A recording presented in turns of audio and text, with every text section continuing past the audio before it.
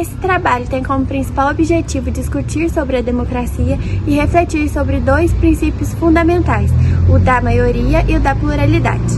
Além disso, esse trabalho busca analisar como esses princípios funcionam na prática.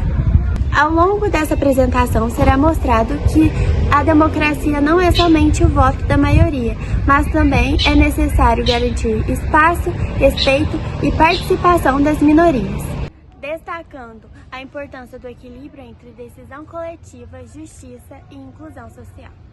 Você já parou para pensar se a democracia precisa seguir apenas a vontade da maioria ou ela precisa garantir espaço para todas as vozes da sociedade? Esse questionamento revela um dos principais desafios da democracia, que é tomar decisões coletivas sem afetar a justiça e a representatividade. A democracia é um sistema político em que o poder vem do povo, principalmente por meio do voto,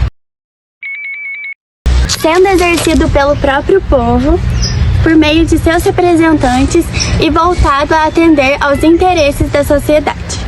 No entanto, a forma como esse poder é exercido gera debates importantes, principalmente quando analisamos a decisão da maioria e a participação das minorias. Com a licença dos doutores, Sr. Jerônimo faz a política da gente, mas Sr. Jerônimo não é o povo sou eu, que tenho 7 filhos e não tenho onde morar. Neste contexto, revelam-se dois princípios fundamentais: o princípio da maioria, relacionado à tomada de decisões, e o princípio da pluralidade, ligado à participação e aos debates públicos.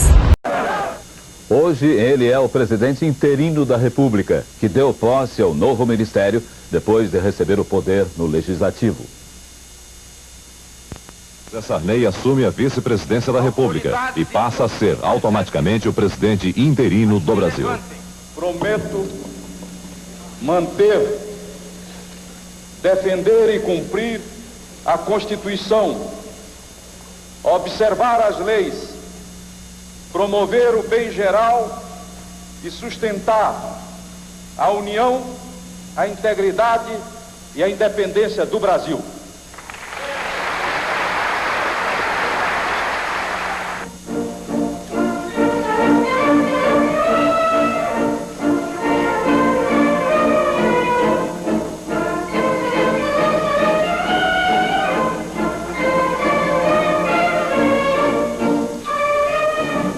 O presidente do Congresso, o senador José Fragelli, anuncia a presença de chefes de governo que vieram do mundo inteiro para a festa da democracia. Júlio Maria Sanguinetti, presidente do Uruguai.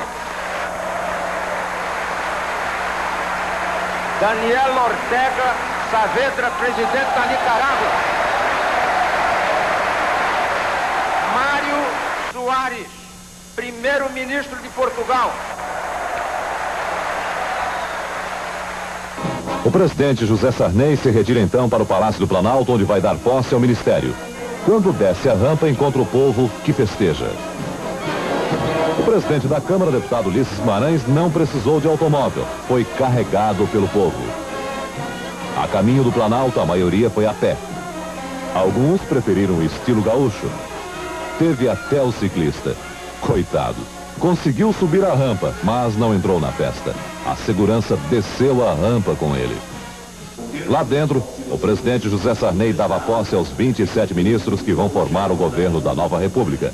Para todos, o mesmo ritual. O anúncio. Agricultura, Sua Excelência, o senhor senador Pedro Jorge Simão. A caminhada. A assinatura. O cumprimento ao presidente interino. O presidente Sarney resolve dizer algumas palavras rascunhadas num pequeno bloco. Os nossos compromissos, meus e dos senhores agora empossados, são os compromissos do nosso líder,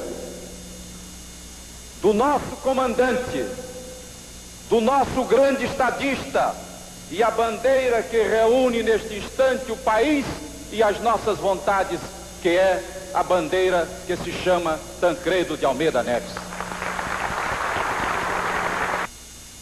regra da maioria. A regra da maioria é bem simples, vence quem tem mais votos. Esse princípio é amplamente utilizado nas eleições para fazer escolhas como presidentes, prefeitos, governadores, garantindo praticidade e legitimidade. Por exemplo, em uma eleição presidencial, ganha um candidato que obter o maior número de votos válidos, demonstrando a aplicação direta desse princípio.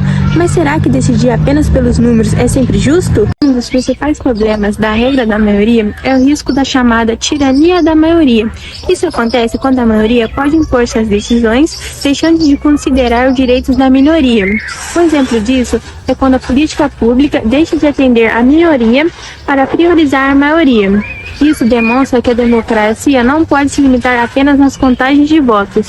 O princípio do pluralismo busca garantir a participação de diferentes grupos sociais no processo democrático. É necessário garantir que todos tenham a oportunidade de participar, se expressar e influenciar as decisões. Um exemplo disso é a atuação de sindicatos, movimentos sociais, organizações civis que geram interesses dentro da sociedade. Dessa forma, o pluralismo fortalece o debate público e amplia a representatividade.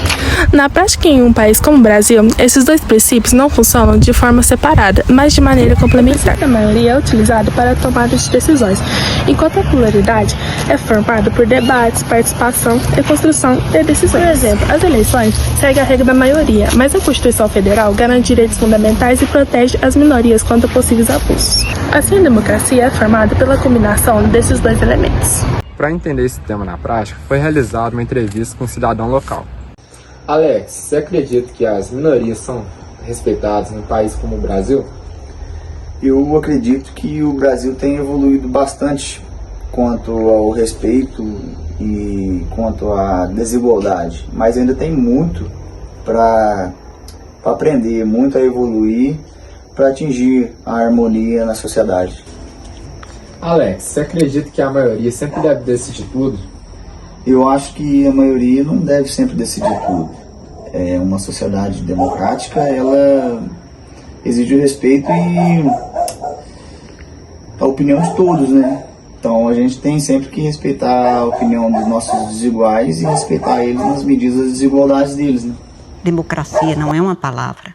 Democracia é um espaço necessário para que a gente possa se libertar de nós mesmos e, junto com os outros, nos libertarmos como povo de ideias que já não têm atualidade para nós, que não realizam o ideal de justiça e que, portanto, não são para todas as pessoas.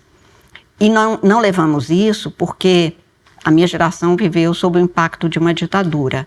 Mas a geração, por exemplo, dos meus sobrinhos, para ele a democracia é um dado fato, entregue, ele não precisa de lutar por isso e ele não tem a sensibilidade de saber que na vida dele aquilo faz diferença.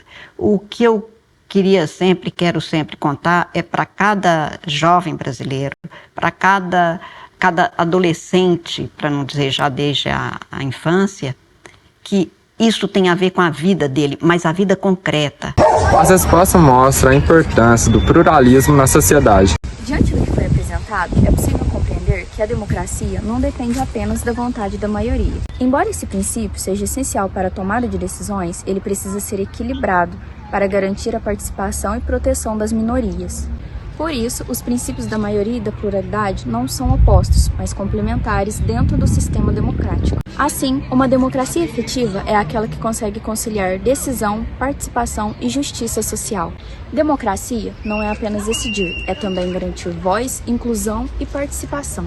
Como beber dessa bebida amarga, tragar a dor, engolir a labuta, mesmo calada a boca, resta o peito. Silêncio na cidade não se escuta. De que me vale ser filho da santa? Melhor seria ser filho da outra realidade menos morta. Tanta mentira, tanta força bruta. Afasta de mim esse cálice de vinho tinto.